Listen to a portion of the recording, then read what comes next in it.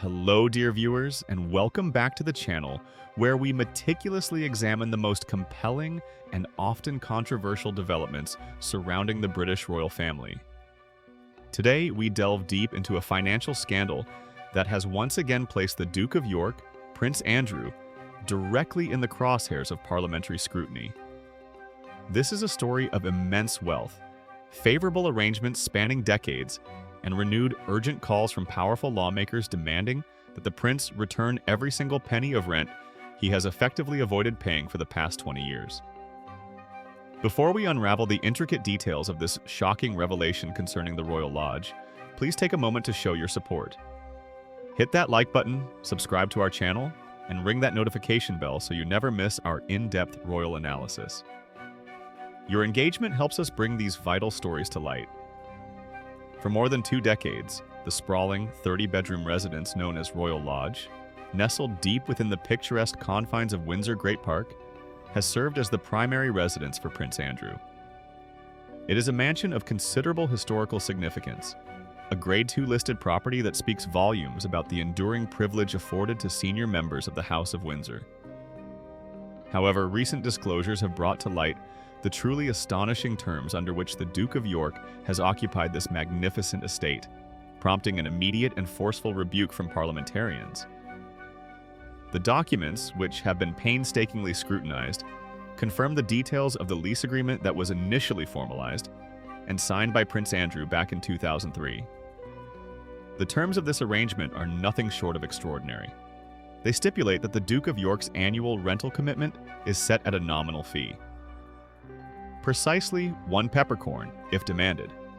For those unfamiliar with the historical peculiarities of British property law, a peppercorn rent is not a genuine financial burden. It is a symbolic payment, a legal formality designed to establish a contractual relationship without imposing any actual monetary obligation. In practical terms, this arrangement has allowed Prince Andrew to reside virtually rent-free in one of the Crown Estate's most desirable and valuable properties for over 20 years, cementing his tenure until the year 28.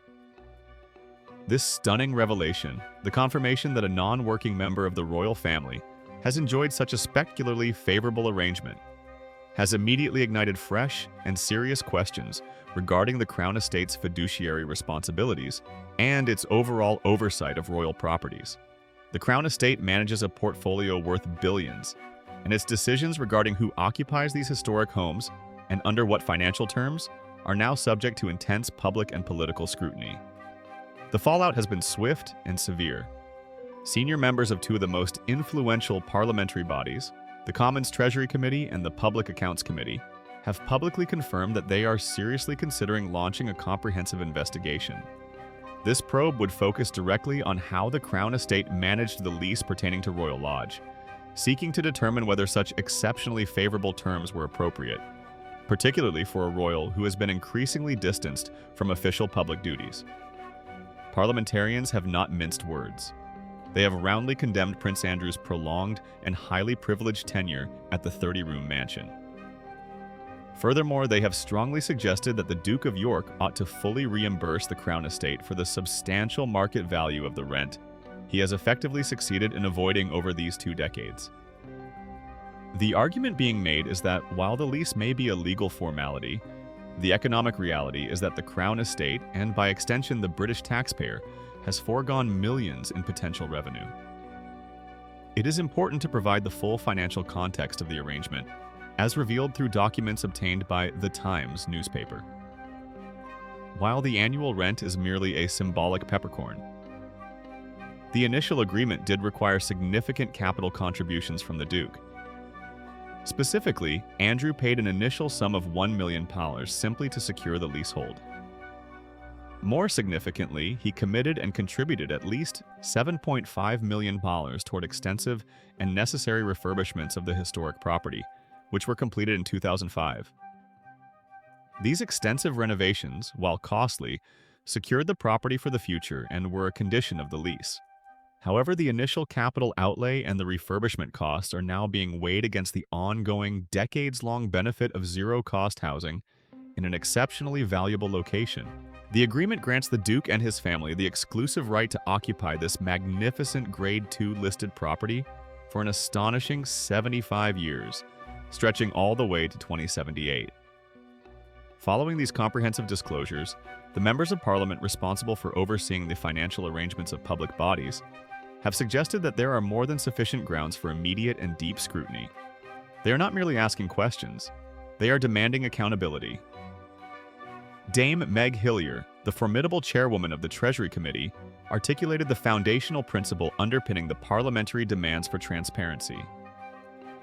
Speaking with unwavering clarity, she stated, "Where money flows, particularly where taxpayers' money is involved or taxpayers' interests are involved, Parliament has a responsibility to have a light shine upon that." This statement underscores the belief that the management of royal property, especially when public assets are involved, cannot remain shrouded in secrecy or benefit from historical loopholes. Dame Meg Hillier further pressed the issue, telling the BBC's Today program that the committees need to have answers. Her remarks powerfully echoed the rapidly growing chorus of calls for complete and total transparency regarding the financial terms and specific nature of Prince Andrew's prolonged tenure at Royal Lodge. The public interest in how royal finances are managed, particularly in the current economic climate, is higher than ever before. However, the Liberal Democrat Cabinet Office spokeswoman, Lisa Smart, took the demands a significant step further, transforming the issue from one of mere scrutiny into one of moral rectification. Ms. Smart did not mince her words, urging the Duke of York to make immediate and meaningful amends for the highly favorable arrangement he has enjoyed for so long. In a highly charged statement, Ms. Smart declared that the exiled royal should show some contrition by returning every penny of rent that he's not paid while disgracing his office. This harsh assessment ties the financial benefit directly to the Duke's spectacular fall from grace following the fallout from his association with Jeffrey Epstein and the subsequent settlement. The implication is clear. Having lost his working royal status and faced intense public condemnation, the prince should no longer benefit from the financial privileges afforded to those who uphold the dignity of the crown. The combined force of the remarks from Dame Meg Hillier and Ms. Smart adds significant weight to the mounting political pressure already bearing down on Andrew. The goal is no longer just to review the lease. It is to compel him to vacate the 30-room mansion entirely. Indeed, sources close to the royal household have described Royal Lodge as the Duke of York's last status symbol. This property is more than just a home. It is a tangible link to his former life as a high-ranking member of the royal family and a symbol of his proximity to the heart of the institution at Windsor. The prospect of losing this residence represents not only a major logistical upheaval, but a final, devastating blow to his public image and self-perception. The concept of the peppercorn rent, while historically common in leases involving the Crown estate, takes on a new and toxic significance when applied to a non-working royal who has faced international scrutiny. Historically, these arrangements were often made under the assumption that the occupant would be performing duties that provided a greater, intangible benefit to the nation, justifying the subsidized housing. Once that assumption, the performance of public duties, is removed, the arrangement appears indefensible to many lawmakers. Let us return to the precise financial figures and the duration of the agreement to truly grasp the scale of the issue. The $7.5 million spent on renovations in 2005 was a colossal sum, but it was essentially an investment into a property that Andrew was then granted the right to occupy for 75 years. If we were to calculate the market rental value of a 30-bedroom Grade II listed mansion in Windsor Great Park, over 2 decades, the total figure would dwarf the initial $7.5 million investment.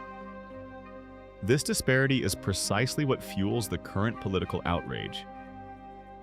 The Public Accounts Committee, which typically focuses on ensuring that public funds are spent properly and efficiently, views this situation through the lens of value for the taxpayer. Their potential investigation would seek to determine if the Crown Estate, acting on behalf of the public, secured the best possible deal. Did they adequately protect the public interest when granting such favorable long-term terms to Prince Andrew? The pressure is multifaceted. It involves not only the financial aspects, but also the broader narrative of accountability within the monarchy.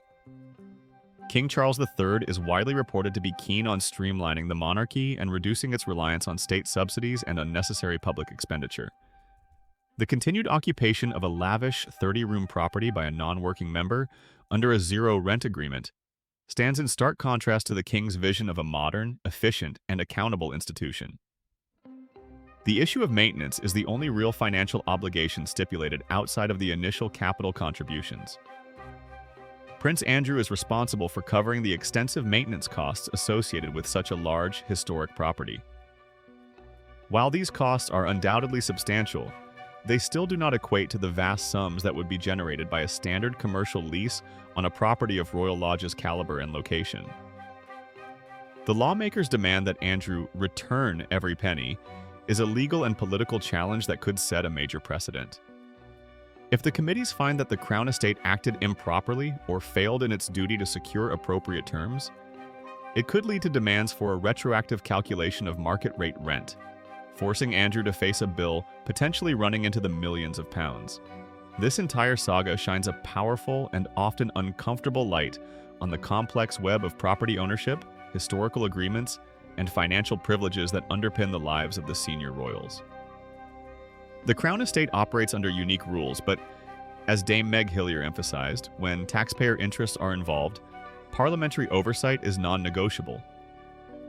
The committees are preparing to scrutinize every detail of the 2003 agreement, examining the rationale presented at the time for the peppercorn clause and the extremely long duration extending to 2078. The Royal Lodge, a residence with deep historical ties to the royal family, it was once the country home of the Queen Mother, has now become the focal point of a major political and financial crisis for Prince Andrew. It represents his last major stronghold, his final, highly visible connection to the inner circle of the monarchy. Losing it, especially under a cloud of financial disgrace and political pressure, would be the final, public acknowledgement of his reduced status. The coming weeks will be critical. Should the Treasury Committee and the Public Accounts Committee proceed with a formal investigation, the Crown Estate will be compelled to provide detailed justification for its past decisions. This could open up a Pandora's box concerning other royal property leases and agreements, potentially affecting various members of the extended royal family. The focus, however, remains laser-sharp on Prince Andrew and the 20 years of virtually free residence at his 30-bedroom mansion. In summary, the Duke of York is facing an unprecedented demand: repay the equivalent of 2 decades of rent on Royal Lodge, a property he secured under a legally symbolic peppercorn lease. This pressure comes directly from powerful parliamentary committees determined to enforce transparency and accountability in the management of public assets. The stakes are incredibly high, both financially for Prince Andrew and reputationally for the Crown Estate. We want to hear your thoughts on this complex issue. Do you believe that Prince Andrew, given his non-working status, should be compelled to reimburse the Crown Estate for the decades of rent he avoided? Or do you feel that his initial investment of $1 million for the lease and the $7.5 million renovation costs fulfill his financial obligation? Please share your perspectives and opinions in the comments section below. Your input drives this conversation. Thank you so much for watching and for engaging with this crucial analysis of the royal family's financial affairs. Don't forget to like this video, subscribe for more detailed historical and current royal updates, and we look forward to seeing you in our next broadcast. Until then, take care.